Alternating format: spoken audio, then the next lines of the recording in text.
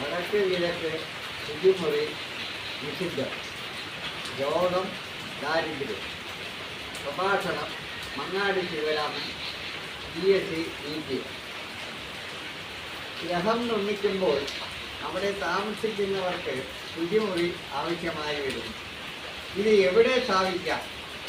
വടക്ക് കിഴക്ക് പാടില്ല എന്നതിന് ശാസ്ത്രീയമായ അടിത്തറയുണ്ട്.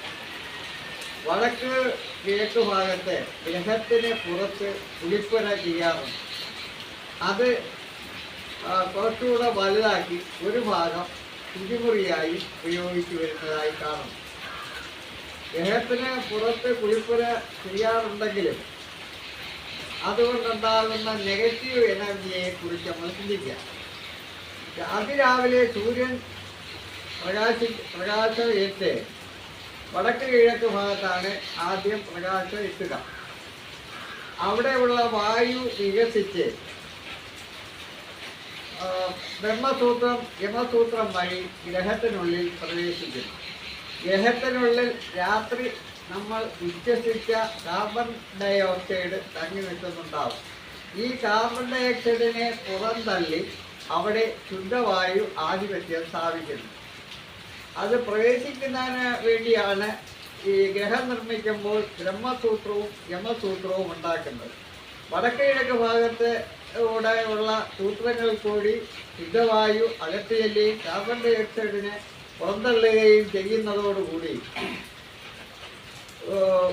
നല്ല ഒരു ശുദ്ധവായു അവിടെ താമസിക്കുന്നവർക്ക് ലഭിക്കുന്നു. അതോടെ ഈ ശുചിമുറി ചെയ്യുമ്പോഴുള്ള പ്രത്യേകത എന്ന് പറഞ്ഞാൽ വടക്കിഴക്ക് ഭാഗത്ത് ശുചിമുറി ചെയ്യുമ്പോൾ അവിടെയുള്ള അശുദ്ധമായ വായു സെപ്റ്റിക് ടാങ്കിലൂടെയും ബാത്റൂമിലൂടെയും പുറത്തേക്ക് വരും. അത് മനുഷ്യ ഗോചരമല്ല. മനുഷ്യന് കാണാൻ പറ്റാത്ത അത്ര ചെറിയ ദ്വാരത്തിൽ കൂടി ഇവ പ്രവേശിക്കുകയും അത് ഈ ശുദ്ധവായുവിനോട് ചേർന്ന് എല്ലാ മുറികളിലേക്കും വിതരണം ചെയ്യപ്പെടുകയും ചെയ്യും. അങ്ങനെ വിതരണം ചെയ്യപ്പെടുമ്പോൾ ശ്വസിക്കുന്നവർക്കും അത് ഏൽക്കേണ്ടി വരും. തന്മൂലം ശ്വാസകോശ രോഗങ്ങൾ, അലർജി എന്നിവ ഉണ്ടാവാനുള്ള സാധ്യതയുണ്ട്. അതുകൂടാതെ തന്നെ നെഗറ്റീവ് എനർജി എല്ലാ റൂമുകളിലും പ്രവേശിക്കുന്നു. ഈ വായു വികസിക്കുമ്പോൾ വായുവിന് ചലനാത്മകത വരികയും ആ ചലനാത്മകത കാറ്റായി രൂപപ്പെട്ട് റൂമുകളിലേക്ക് എത്തുകയാണ് ചെയ്യുന്നത്. അപ്പോൾ നമ്മൾ ശുദ്ധവായു ശ്വസിക്കുന്നതിന് പകരം ഈ അലർജിക് രോഗങ്ങൾ ഉണ്ടാക്കുന്ന വസ്തുക്കളടങ്ങിയ നെഗറ്റീവ് ഊർജങ്ങളടങ്ങിയ വിസർജ്യ മാലിന്യങ്ങളുടെ വായു നമ്മുടെ എല്ലാ മുറികളിലും പ്രവേശിക്കും. അതുകൊണ്ടാണ് രോഗമുണ്ടാകുന്നത്. രോഗം വന്നാൽ ചികിത്സ വേണ്ടി വരും. ചികിത്സ വേണമെങ്കിൽ ധനം വേണ്ടി വരും. അപ്പോൾ ദാരിദ്ര്യം നമുക്ക് അനുഭവപ്പെടും. അതുകൊണ്ടാണ് ഈ വടക്ക് കിഴക്ക് ഭാഗത്ത് ബാത്റൂം പാടില്ല, അല്ലെങ്കിൽ സെപ്റ്റിക് ടാങ്ക് പാടില്ല എന്ന് പറയുന്നതിൻ്റെ അർത്ഥം. കഴിഞ്ഞ 20 വർഷമായി വാസ്തുവിദ്യാ ഗുരുകുലത്തിൽ നിന്നും പ്രശസ്ത വിജയം കൈവരിച്ചിറങ്ങിയതിന് ശേഷം 5000-ഓളം വീടുകൾ സന്ദർശിച്ചിട്ടുണ്ട്. അതിൽ 100ഓളം വീടുകളിൽ ഈ രീതിയിൽ ബാത്റൂം ചെയ്തിരിക്കുന്നതായി കാണുകയും അവ തിരുത്തിയതിൻ്റെ ഫലമായി, മാറ്റം വരുത്തിയതിൻ്റെ ഫലമായി അവിടെ വളരെ പുരോഗതി ഉണ്ടാവുകയും ചെയ്തിട്ടുണ്ട്.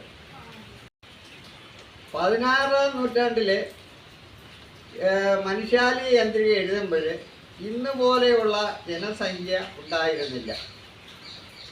ധാരാളം ഭൂമി ഉണ്ടായിരുന്നു. അതിനാൽ പ്രായാധിക്യം മൂലം പുറത്തു പോകാൻ പറ്റാത്ത ആൾക്കാർക്ക് വേണ്ടി യമപഥത്തിൽ അല്ലെങ്കിൽ തെക്ക് മധ്യഭാഗത്തിനോട് അടുത്ത് ഒരു സ്ഥാനം മാത്രമേ പറഞ്ഞു കാണുന്നുള്ളൂ. എന്നാൽ കാലം മാറുകയും ജനസംഖ്യ കൂടുകയും 2-3 സെന്റിനകത്ത് ഒരു വീട് നിർമ്മിക്കുകയും അവയ്ക്ക് ഉള്ളിൽ തന്നെ എല്ലാ ഉപനിർമ്മിതിയും വരുത്തേണ്ടി വരികയും ചെയ്യുന്ന ഒരവസ്ഥയുണ്ടായി. അപ്പോഴേ അതിന് പ്രകാരം ഗ്രഹവാസ്തുവിൻ്റെ മൂലകളിലും അതുപോലെ തന്നെ ഗ്രഹത്തിൻ്റെ മൂലകളിലും ഈ ശുചിമുറി പാടില്ല.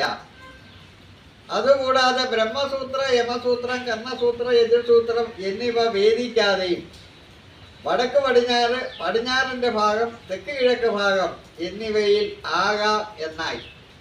പൂജാമുറിയോട് ചേർന്നും അടുക്കളയോട് ചേർന്നും ബാത്റൂം വരാൻ പാടില്ല. ബാത്റൂമിൻ്റെ വാതിൽ ഹാളിനോട് ലേക്ക് തുറക്കാൻ പാടില്ല.